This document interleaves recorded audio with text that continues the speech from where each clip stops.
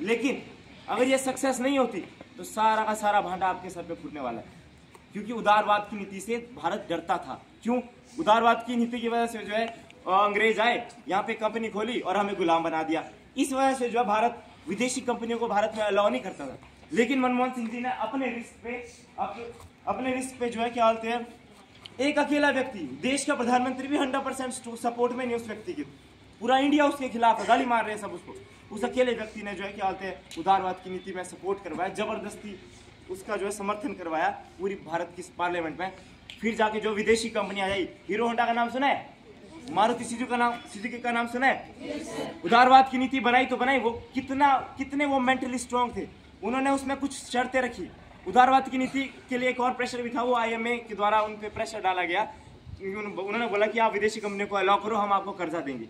हमें कर्जे की जरूरत थी उस टाइम पे, हमें इस तरीके से बहुत बुरी हालत में थे, ठीक है, खाने को हमारे पास ज़्यादा टाइम तक नहीं था, कुछ भी नहीं, ना हमें सर्वाइव करने कुछ था। तो IMA ने हमें जो है फाइनेंशियली सपोर्ट किया, लेकिन शर्त रखी कि आपको उदारवाद की नीति अपनानी ही पड़ेगी।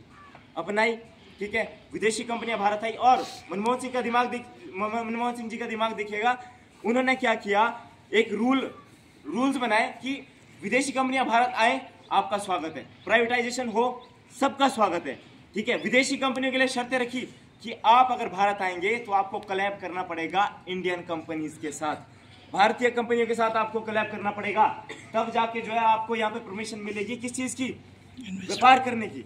49% आप उसके मालिक होंगे, लेकिन 51% कौन मालिक रहेगा, इंडियन एजेंसी, इंडियन कंपनीज, जो भी हो, प्राइवेट हो या सरकारी हो, ठीक है। तो इसीलिए हीरो होंडा जो है एक कोलैब कंपनी है, ठीक है, वो विदेशी कंपनी है और एक उनमें से भारतीय कंपनी है। अब मारुति सुजुकी, ये क्या है, ये कोलैब कंपनी है, ये कोई एक कंपनी है, ये विदेशी और भारतीय कंपनियां कोलैब है। अब 49% की शर्त रखी, विदेशी कंपनी ने बोला भारत की जनसंख्या तो इतनी सारी है, ना उन्होंने बाइकें देखी, ना उन्होंने गाड़ियां देखी, ना उन्होंने फ्लैट देखे, ना घर देखे, आ जाते हैं, ठीक है, फायदा किसको, हमने, उन्होंने भी पैसा भरा और इंडियन गवर्नमेंट को क्या फायदा हुआ। अब सिरदर्दी लेने की जरूरत नहीं थी भारत सरकार को इतनी, ठीक है, ना फाइनेंशियली उधर जोर डालने को जरूरत थी। बहुत सारे स्कूल बनाने से बच गई भारत सरकार, क्योंकि अब प्राइवेट स्कूल्स बनने लगे, ठीक है। और बहुत सारी एजेंसी जैसी कंपनीज में भारत सरकार को पैसा देना पड़ता था। उस समय जो है प्राइवेट कंपनीज, इंडिया का बंद आदमी भी प्राइवेट कंपनीज नहीं खोल सकता था, पूर्ण था, उसमें सरकारी कंपनियां थी जिनको लाइसेंस मिलने थे, मिलते थे, वही जो है कंपनीज खोल सकते थे, ठीक है, वो भी गिने चुने लोग। और उन्हीं लोगों ने भ्रष्ट कर दिया था, उन लोगों ने सारा पैसा अपनी तरफ लाना कर दिया था, इसलिए जो हम आर्थिक रूप से डूब गए थे और 15 दिन का फाइनेंशियली हमारे पास सपोर्ट बचा था, ठीक है। वहां डॉक्टर मनमोहन सिंह जी, एक व्यक्ति आता है, पूरा भारत उसके खिलाफ होता है, पूरा भारत बोलता है कि ये क्या कर लेगा, कल का है वो आदमी, ठीक है, पर वो आदमी हमें बचाता है। आज जो हम सुकून से जो कुछ भी, बेशक योगदान सबका है, ठीक है, लेकिन उस समय पे उसी एक व्यक्ति का योगदान है, वो मानना पड़ेगा।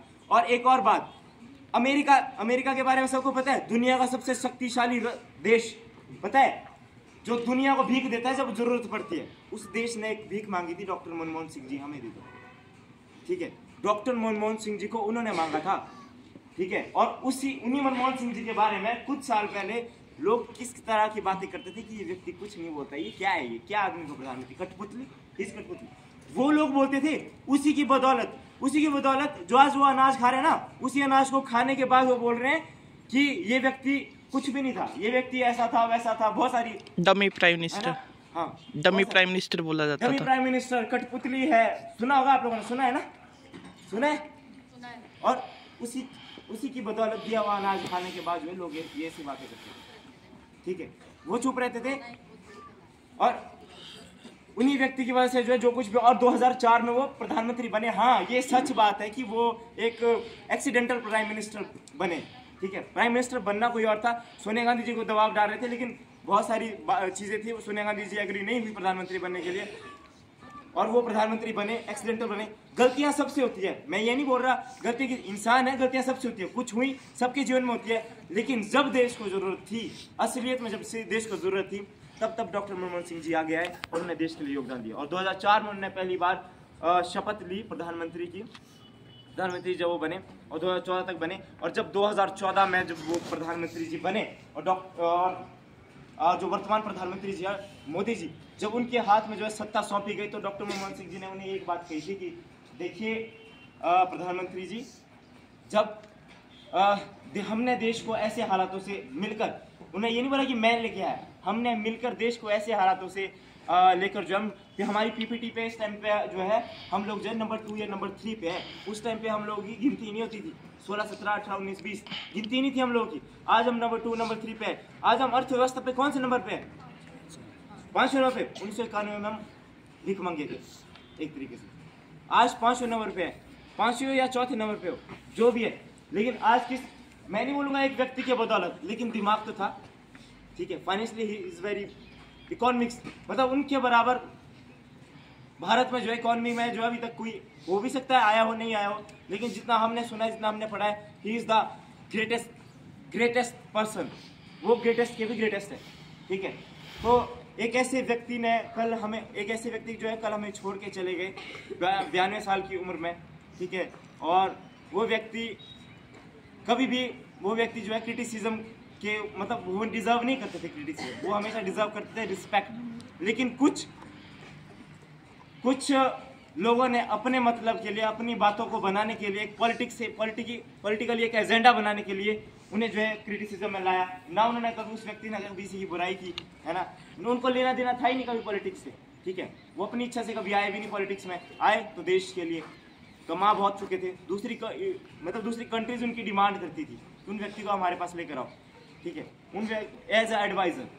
तो और इतनी सारी उपाधियाँ, इतनी सारी उपलब्धियाँ आप सोच भी नहीं सकते।